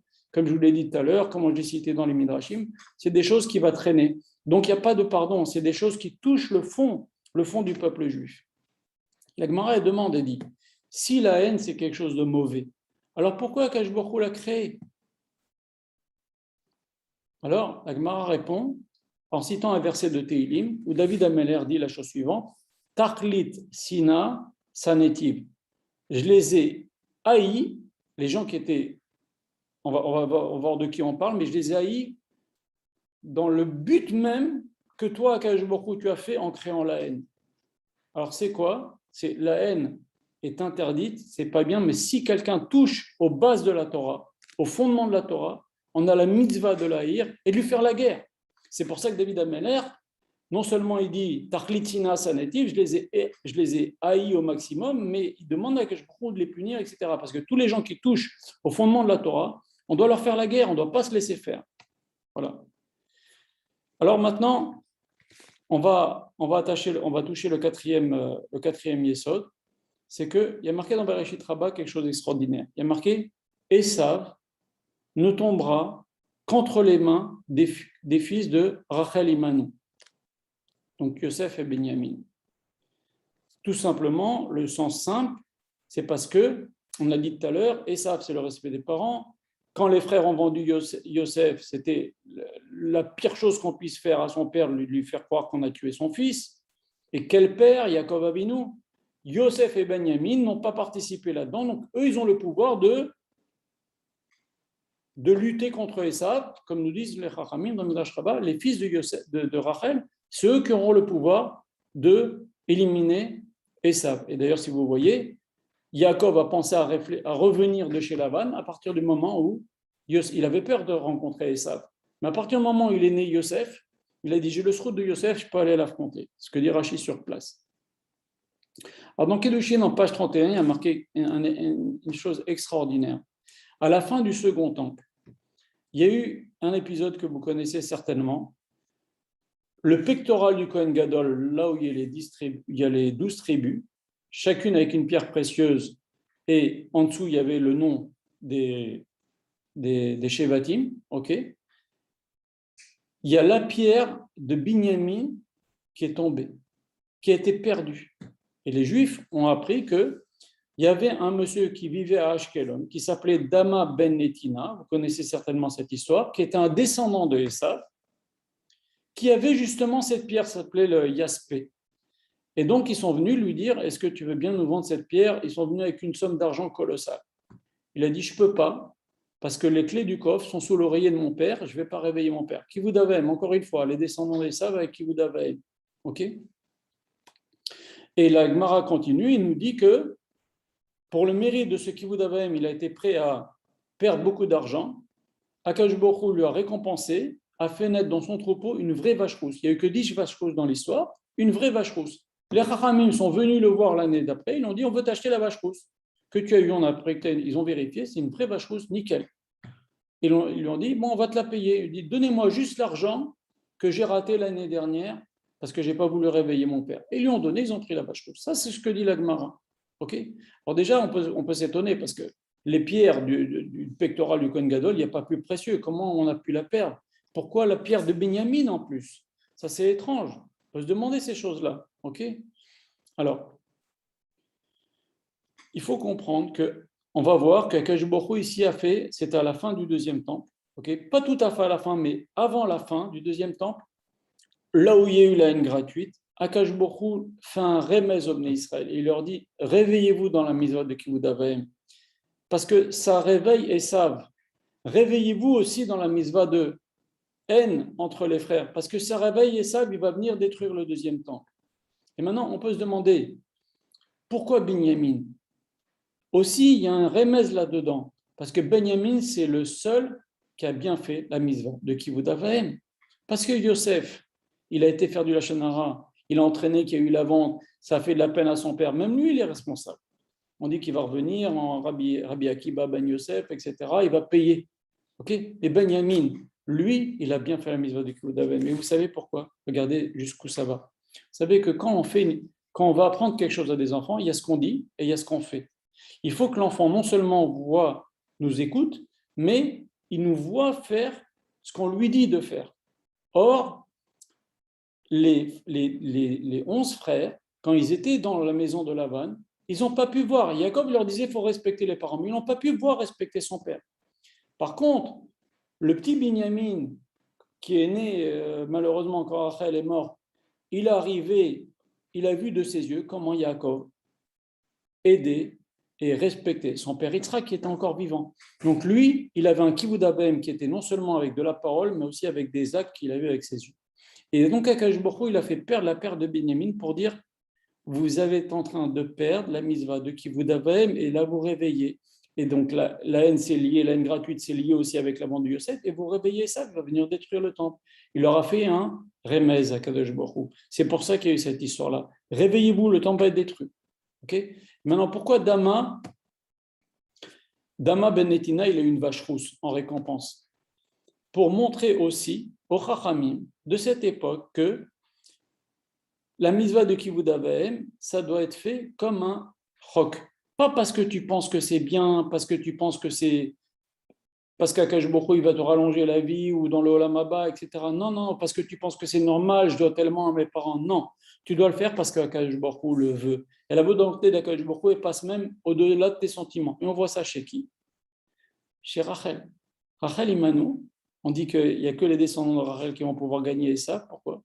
Parce que Rachel Imanou, Elle a dit la volonté d'Hachem est encore plus grande que mes sentiments filiaux avec mon père. La volonté d'Akash Baruch Hu, c'est que mon père ne fasse pas Avodah Zarah. Elle lui a piqué l'Avodah Zarah. Ça lui a coûté la vie. Ça lui a coûté que Lavan, il a poursuivi Yosef et ça a mis sa famille en danger. Mais elle a dit Kivud Avahem, ce n'est pas seulement selon mon Sechel, il y a la volonté d'Akash Baruch Hu qui dépasse dessus tout, par-dessus tout. Elle a volé les téraphim. Et donc, les Chacham, Akash Baruch Hu a voulu leur faire un remez au Chachamim. La pierre de Benjamin qui faisait le Kivud Avahem, elle a été perdue chez vous pouvez acheter la pierre chez un goy, mais lui aussi fait Kivud Avahem. Et qu'est-ce qu'il a? Il a une vache rousse. Et ça me rappelle qu'il faut faire la mitzvah comme un chok. En vérité, beaucoup de mitzvot n'ont pas été expliquées dans la Torah. Il y a quelques mitzvot que la Torah a dit, si vous faites ça, il y aura ça. Par exemple, les mitzvot du roi. S'il a beaucoup de femmes, il va perdre la tête. S'il a beaucoup d'argent, il va devenir orgueilleux. S'il a beaucoup de chevaux, il va revenir en Égypte. Eh bien, pile, Shlomo Melech a dit, eh bien non, mais moi, c'est ça. C'est pour ça qu'Hachem a dit qu'il ne faut pas avoir beaucoup de femmes. Moi, j'aurais dit femmes, 1000 femmes, elles ne vont pas me tourner la tête. Hachem a dit qu'il ne faut pas avoir beaucoup d'argent pour ne pas avoir de la gava. Eh bien, moi, j'aurais pas de gava. Et dans les trois, la Torah nous dit qu'il a fait ça, ça et ça, ce que la Torah avait prévu. Quand on a beaucoup de femmes, aura beaucoup de femmes, ou s'il a beaucoup d'argent, ou s'il a beaucoup de chevaux, il va retourner en Égypte. Tout ce que la Torah a dit, ça s'est passé même pour Shlomo. Et c'est pour ça que dans beaucoup de mitzvot, Akash Baruch Hu ne dit pas faites ça parce que c'est bien, parce que si, parce que ça, parce que ça. Pas beaucoup. C'est pour ça qu'il y a le Sefer Achinour qui dit pourquoi Akash Baruch Hu nous a demandé telle et telle et telle mitzvot. C'est des façons de nous lier à Akash Baruch Hu. Mais il n'empêche que il faut faire les mitzvot comme un chok. Faut pas, parce que nous on comprend, parce que c'est bien, etc. C'est bien de chercher, c'est bien d'essayer de comprendre, mais il ne faut pas mettre notre sechel au milieu. Et c'est pour ça que la Torah nous dit Zot Rukat à Torah. Zot Rukat à Pessah, excusez-moi, il y a marqué dans la Torah Zot Rukat à Pessah. Mais Pessah, tout le monde sait que ce n'est pas un chok, puisqu'on dit le soir du Seder Pessah Ze Al Shuma. Pourquoi on prend ce korban de Pessah, cet os là qui rappelle le korban de Pessah? Parce qu'Akash Baruch Hu, il est passé par-dessus les maisons. Alors, on le sait. Alors, pourquoi on te dit Zot Rukat à Pessah? Pour nous apprendre que les mitzvot, il ne faut pas mettre notre sechel au milieu. C'est vrai qu'Akash Baruch Hu, des fois, il donne des explications, mais il faut les faire comme un chok. Et c'est ça qu'Akash Baruch Hu a fait, que ce Dana ben Netina, il vient chez lui une vache rousse. Et c'est aussi une défense pour les Bnei Israël. Pourquoi? Parce qu'il y avait une accusation pour les Bnei Israël. Voilà lui qui vous avait. Mais maintenant, cette accusation, elle a un petit peu lavé parce que les Juifs, ils sont prêts à dépenser même pour une mitzvah qui ne comprennent pas la mitzvah de la vache rousse. Et donc, pourquoi cet épisode a eu lieu avant la destruction du temple par les descendants d'Ésav? Et on avait dit tout à l'heure que le territoire du temple était sur le territoire de Binyamin. En vérité, Akash Baruch Hu veut faire comprendre, et cette pierre de Binyamin qui tombe, veut leur faire comprendre. Vous avez perdu la qualité de Binyamin, qui faisait le Kivud Avahem au top, parce qu'il a vu avec ses yeux comment son père faisait Kivud de Yitzhak. Akash Baruch Hu, il a voulu renforcer les Juifs de cette génération, juste avant le second temple, pour dire ne tombez pas, renforcez-vous dans le respect des parents, et attention aussi, parce que c'est lié, ça rappelle la faute de Yaakov, la peine qu'on a fait à Yaakov, et c'est lié aussi à la haine entre les Bnei Israël, la vente de Yosef. Et finalement, malheureusement, il y a eu cette histoire de Sinat Chinam, et à cause de ça, le temple a été détruit. Mais que je leur envoyé des petits avertissements. Et après, il y a eu les 10 Harug et Malchut, ça a eu lieu à la fin du deuxième temple, car la faute de Yosef et la peine qui a été causée à Yaakov, elles ont été réveillées à ce moment-là, au moment où les Juifs ont fait la haine gratuite. Et donc, Akash Baruch Hu a voulu leur faire un remède. Et si on voit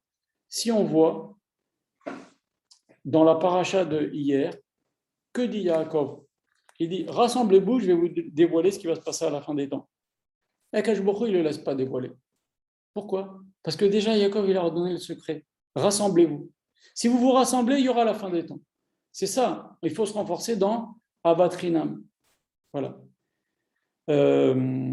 Est-ce que vous avez des questions? Le cours est terminé. Est-ce que vous avez des questions?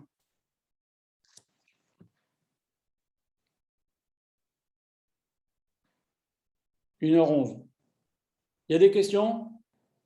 Moi, je voulais juste savoir, M. Cohen, on parle beaucoup de la peine de Yaakov, mais on ne parle pas de la peine de Binyamin. Binyamin n'a pas eu de peine, il n'a pas cherché à savoir où il est son frère, qu'est-ce qui s'est passé? Razak, une excellente question, madame, excellente question. Regardez, alors je vais répondre à votre question en vous citant un Rachid. Quand Benjamin arrive pour la première fois chez Yosef, la Torah nous dit, Yosef demande à frère, c'est votre fameux frère là que je vous ai demandé de ramener? Oui, c'est lui, Benjamin. Et Yosef, il voit son frère, le fils de Rachel, son seul frère, vrai frère de père et de mère, qu'il n'a pas vu depuis 22 ans. 22 ans.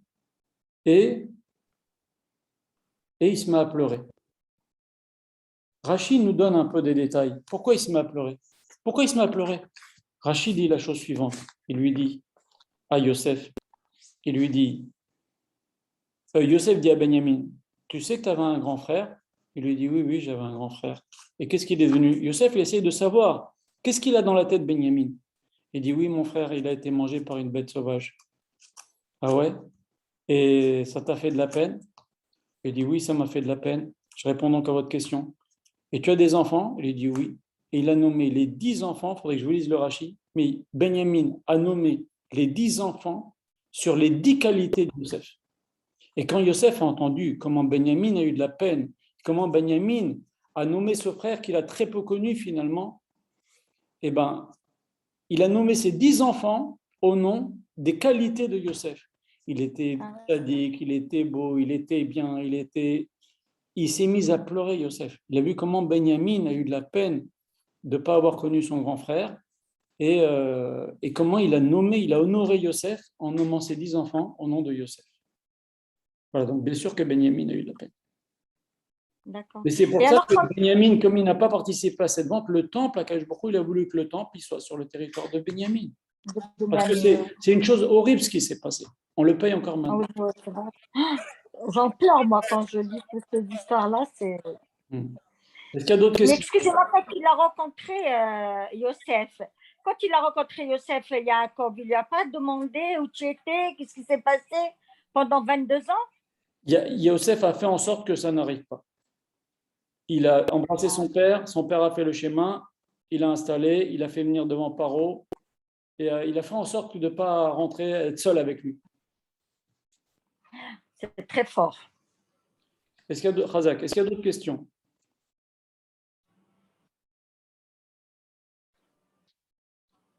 Est-ce qu'il y a d'autres questions? Magnifique. Il n'y a pas d'autres questions? Est-ce que ça vous intéresse un petit 10 minutes qu'on parle de Gilgulim? Ou oui. Ceux qui veulent quitter peuvent quitter? Hein? Ça nous intéresse. Ça vous intéresse? Oui. Alors, je vais couper le micro de certaines personnes, comme ça on va pouvoir continuer le cours Bezrat Hashem. C'est optionnel, hein. Ceux qui veulent partir, ils peuvent, je ne me vexerai pas. Ok? De toute façon, je ne me vexe pas. Alors, regardez. Attachez les ceintures. En vérité, le Rav pose la question suivante. Il nous dit, en vérité, à quoi ça nous sert de savoir toutes ces histoires de Gilgulim? Un juif, il doit savoir que il est venu pour arranger quelque chose. On est tous des Gilgulim, on est tous revenus pour arranger quelque chose. On a dit plusieurs fois dans les cours comment savoir ce qu'on est venu arranger, etc. Mais maintenant, à quoi ça nous sert?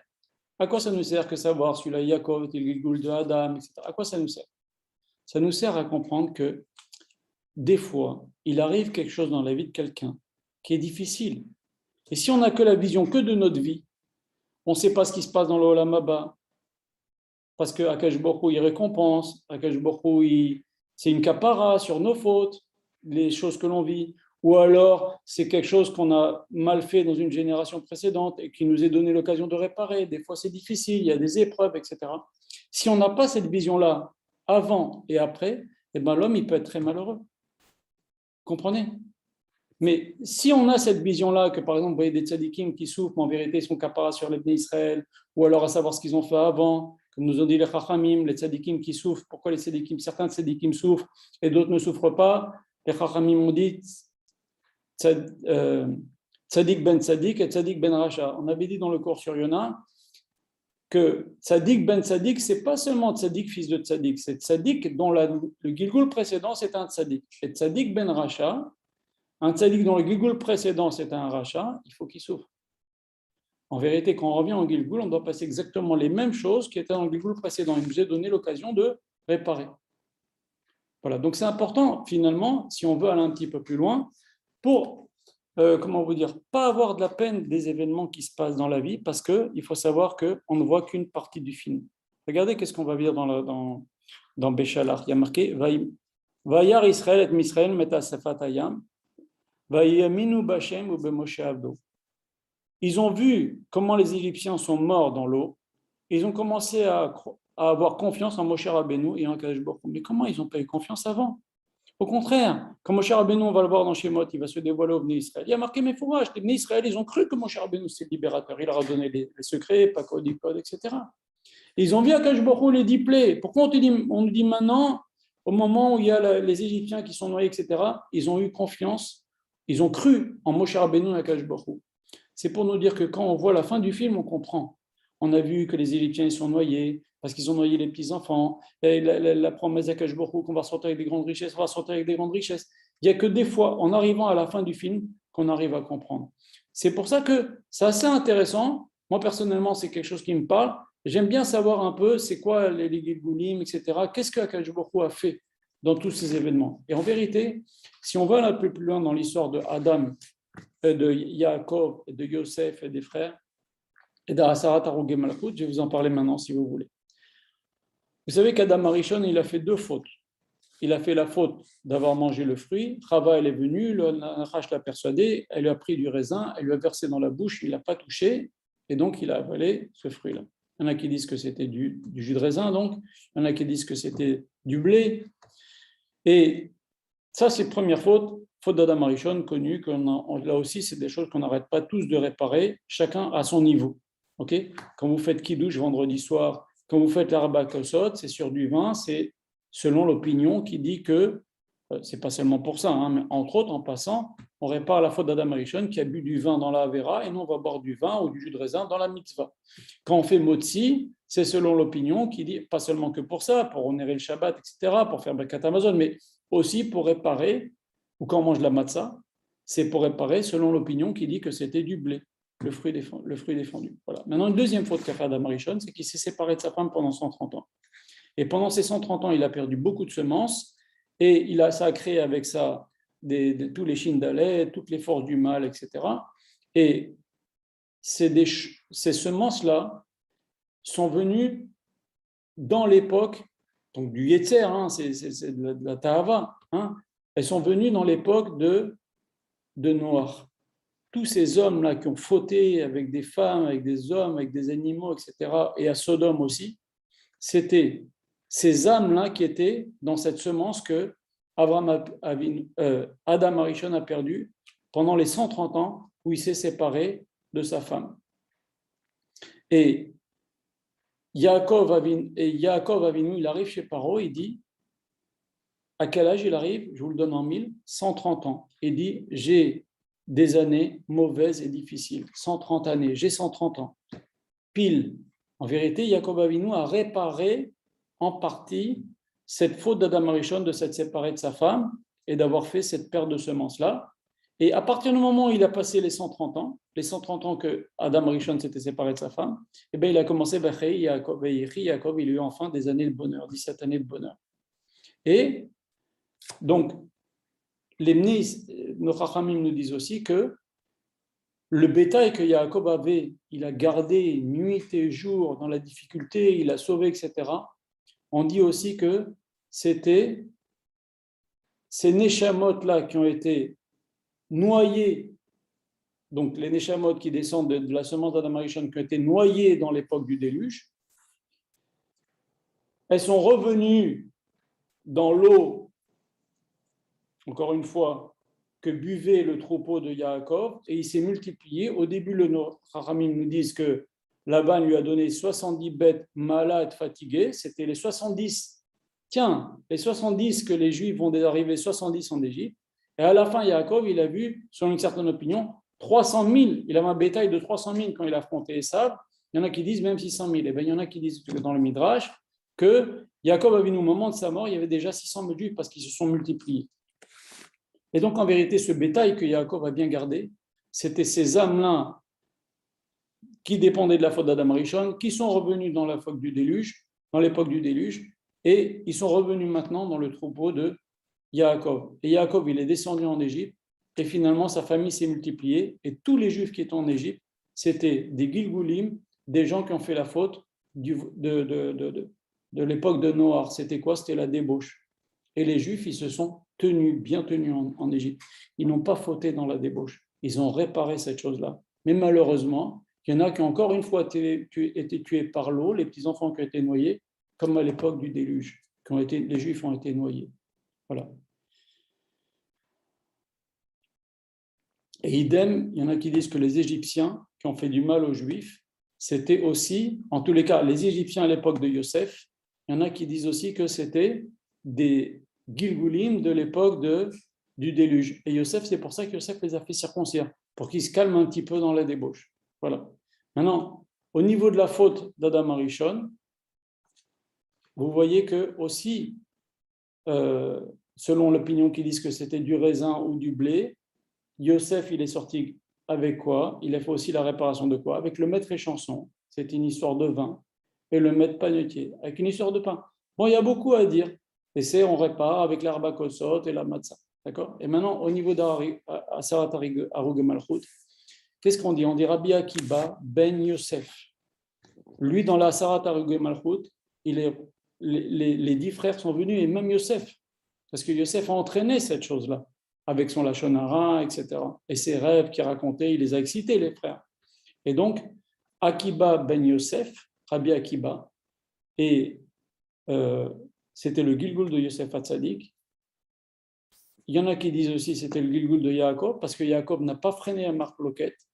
Et comment il est mort, Rabbi Akiba? En faisant le schéma. C'est que Yaakov, c'est lui qui a institué le schéma. On l'a vu à la fin de la paracha de la semaine dernière, qu'on a lu hier. Venez, je vous rassemble. Et la Neshama, la Shechina a quitté Yaakov. Il a dit, est-ce que parmi vous, il y a un qui n'a pas l'Emouna? Tous les frères ont dit, Shema Israël Hashem Elokeinu Hashem Echad. Et qu'est-ce qu'a dit Yaakov? Il a inventé le Kaddish ce jour-là. Il a dit, Amen. Regardez le Targum Yerushalmi, Yaakov a dit, Amen, Yeshem Rabam et Barach, Lala Malmaya. C'est Yaakov Avinu qui a écrit le Kaddish. Et la Gemara dit que non, il a dit, mais c'est exactement la même chose. L'un c'est en araméen, et l'autre c'est en Amen Yeshem Rabba et Baruch Shem Kavod Malchut Olam, ça veut dire la même chose, que le nom d'Hachem soit grandi et respecté et honoré. Et donc, comment il est mort Rabbi Akiba? En faisant la même chose que Yaakov Avinu, il a fait le schéma. Il a été griffé avec des peignes en barzel. Barzel, c'est parce qu'il a eu 4 sœurs, 4 femmes. C'est Bila, Rachel, Zilpa, Léa. Il a payé encore Yaakov Avinu en revenant en Gilgul dans Yosef Hatzadik. Voilà. Reuven, c'était Rabbi Eliezer. Rabbi Eliezer n'a pas été tué, mais il a été mis en nidouille pendant 40 ans. Pour une histoire, bon, on ne va pas rentrer là-dedans. Et un beau jour, au bout de 40 ans, Rabbi Akiba et les Chachamim de cette époque sont venus voir Rabbi Eliezer. Rabbi Eliezer, au lieu d'être content, il leur a dit, vous allez tous mourir. Rabbi Akiba, il dit, et moi, toi, tu auras une mort encore plus difficile. Comme ça, lui dit Rabbi Eliezer. Rabbi Eliezer, qui était le Gilgul de Reuven, lui, il n'a pas été tué. Pourquoi? Parce que Reuven a voulu sauver Yosef. Donc lui, il n'a pas été tué. Et Rabbi Akiba, pourquoi il a eu une mort plus? Donc on a dit Gilgul de Yosef, Gilgul de Yaakov, il a fait le schéma, etc. Barzel, on a dit tout à l'heure. Mais Rabbi Akiba, le sang chat, Rabbi Eliezer lui dit, parce que tu n'as pas venu apprendre la Torah chez moi. Et ça aussi, c'est grave, parce que quand il y a un chacham, on n'apprend pas la Torah chez lui, c'est des accusations, parce qu'on a l'occasion d'apprendre. Voilà. Et si vous voulez, pour terminer, une petite histoire, il y a une étincelle de Yosef Hatzadik qui est revenue, et une étincelle de Poutifar qui sont revenus. Et la Gemara nous raconte dans Menachot, page 44, une histoire étrange. Il y avait un homme qui était un homme débauché. Il allait avec toutes les prostituées. Okay? Et il a entendu qu'il y avait une prostituée très très jolie dans un endroit très éloigné qui demandait une très grosse somme d'argent pour faire de la bêtise avec elle. Et donc il a fait envoyer cette somme d'argent-là en avance et il s'est rendu chez elle. Et elle avait 7 lits en argent, nous dit la Gemara, et un lit en or. Elle était dénudée sur le lit en or en haut, et lui, il arrive chez elle, et la servante de cette femme dit à la femme, il est venu, l'homme qui t'a envoyé je crois que c'était 400 dinars en or, et donc, lui, il se déshabille, et voilà que le tzitzit lui colle les yeux comme ça. Et il s'assoit par terre, et il ne veut plus faire la bêtise avec elle. Et elle descend, elle se rhabille, elle descend, et elle dit, qu'est-ce qu'il y a, t'as vu quelque chose de moche chez moi? Elle lui dit, non, non, tu es une très très jolie femme. Mais seulement nous, on a une mitzvah de tzitzit, et dans laquelle il y a marqué 2 fois, Ani Hashem Elokechem. Et quand j'ai mis les tzitzit qui m'a frotté sur les yeux comme ça m'a rappelé qu'Akadosh Baruch Hu ne veut pas qu'on suive le Yetzer Hara de la débauche. Et donc, je ne veux pas faire avec toi. Et en vérité, elle lui a dit, mais elle a été impressionnée par cet homme. Alors que tous les hommes faisaient des pieds et des mains pour être avec elle, payer. Lui, il a payé, il est parti, il n'a pas voulu faire avec elle la bêtise. Je lui ai dit, écoute, écris-moi sur un papier ton nom et dans quelle ville tu es. Il lui a écrit. Elle a vendu un tiers de ses biens, elle a donné à la royauté du pays où elle venait. Un tiers de ses biens, dit la Gemara, elle a donné aux pauvres. Un tiers de ses biens, elle est venue avec ses 7 lits. Elle est partie chez, je crois, son rav, je ne me rappelle plus le nom de cette yeshiva, il lui avait donné le nom, la ville, etc. Et elle lui a dit, convertis-moi. Elle s'est convertie. Et après, elle a demandé au rav, je veux cet élève. Et cet élève lui dit, tu ne l'as pas eu dans l'interdit, mais tu l'auras dans le permis.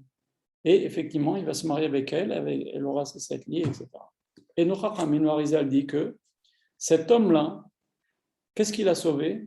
C'est l'étincelle de Yosef Hatzadik. Et cette femme-là, elle avait l'étincelle de Potiphar. Et en vérité, ce qu'elle voyait dans l'astrologie, qu'elle va être avec lui, etc., c'est dans un Gilgul suivant. Il a été finalement de façon permise. Mais en vérité, Yosef, si vous voyez Yosef, Potiphar, elle avait son habit à Yosef. Il aurait pu venir lui arracher l'habit et partir, et au moins s'éviter 10 ou 12 ans de prison. Il n'a pas fait parce qu'il ne voulait pas risquer de flancher, parce qu'il va se retrouver encore nez à nez avec elle. Et c'était quoi cet habit? Pareil, Tamar, elle lui dit, donne-moi tes petits lignes. Tamar, elle a demandé le talit à Yehuda, sinon il ne faudrait pas. Et bien pareil, Poutifar, elle a arraché le talit à Yosef, parce qu'il savait que tant qu'il avait, il ne faudrait pas. Et c'est ce talit qui vient en Gilgoul qui va venir le sauver quand il va revenir en Gilgoul. Voilà. Encore beaucoup à dire. Il y a des questions ou non? On arrête les questions. Je souhaite Shavua Tov. C'était très beau, Rav. Bon. Très belle histoire aussi. Je ne suis pas Rav. Magnifique. Bon, c'est très beau. Bon, ça m'a fait plaisir. Shavua Tov, Shavua Tov. Shavua Tov, Shavua Tov. Merci beaucoup, M. Cohen. Merci. Je vous en prie. Merci. Shavua Tov. Ah, c'est dur, hein, les Gilgoul, là. Pardon? Ça va me perturber ce soir. De quoi? Les Gilgoul? Les Gilgoulim, là. C'est trop... De quoi? Les Gilgoul? Rav, une petite question. Ouais, allez-y. Les Gilgoul, ils peuvent remonter jusqu'à quand?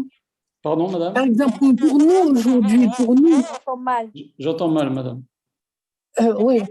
Pour nous qui vivons aujourd'hui, nous sommes les Gilgoulim d'âme, n'est-ce pas? J'entends rien, madame. Je suis désolé, j'entends rien. Elle voulait dire que nous sommes de la réincarnation. Nous sommes des Gilgoulim. Tous des Gilgoulim. Aujourd'hui, il n'y a plus de Neshama nouvelles. Les Neshama nouvelles, c'est des Neshamot comme celle du Baal Shem Tov, comme celle du Harizal, que quand Adam Rishon a voulu fauter, Adam Rishon, il avait toutes les Neshamot en lui. Okay? Même les Neshamot de Haman, de Hitler, de tous les tzadikim, tous les Rechaim. Okay? Mais il y a des Neshamot, quand il a vu qu'il avait fauté, elles l'ont quitté. Et ces Neshamot-là, ils sont propres. C'est des Neshamot exceptionnels qui viennent et qui donnent des hommes qui n'ont rien à voir avec leur génération. Comme par exemple le Harizal, il était comme un Tana. Il voyait tout ce qui passait dans le ciel, il n'était aucun rapport avec sa génération. Pareil pour le Baal Shem Tov, ou pareil pour le Gaon de Vilna. C'est des Neshamot nouvelles, mais c'est rarissime. On est tous des Gilgoulim. En général, il y a 3 Gilgoulim, on a 3 chances. Voilà. Bon, ça pourrait faire l'objet d'un cours. C'est ce que je voulais vous demander. Nous, en tous les cas, j'ai dû le dire dans un des cours, que nous, si vous voulez, il y a deux choses qu'on peut faire. C'est voir quel est notre Yetzer Hara. C'est là qu'on est. On a Yetzer Hara pour faire quelque chose. Un type a Yetzer Hara de manger des choses interdites, Yetzer Hara des femmes, Yetzer Hara de voler. Okay, et ben c'est que dans les là où il y a le plus de Yetzer Hara chez une personne, c'est ça qu'il est venu arranger. Okay, maintenant, c'est la réparation. C'est la réparation. Et là où c'est facile pour lui, les mitzvot qui sont faciles pour lui à faire, par exemple, quelqu'un qui a un talent de donner des cours, des cours de femmes, des femmes qui donnent aux femmes, des hommes qui donnent aux hommes, etc., ou qu'il y en a qui a un talent, et ben c'est là où il a une mitzvah facile pour lui, ça c'est sa mission. Ce n'est pas sa réparation, c'est sa mission. Okay, ça, maintenant, il n'empêche que nous, en tant que juifs, on doit tout faire, toutes les mitzvot. Tu fais toutes les mitzvot simplement avec mimout, tu répareras forcément. Voilà.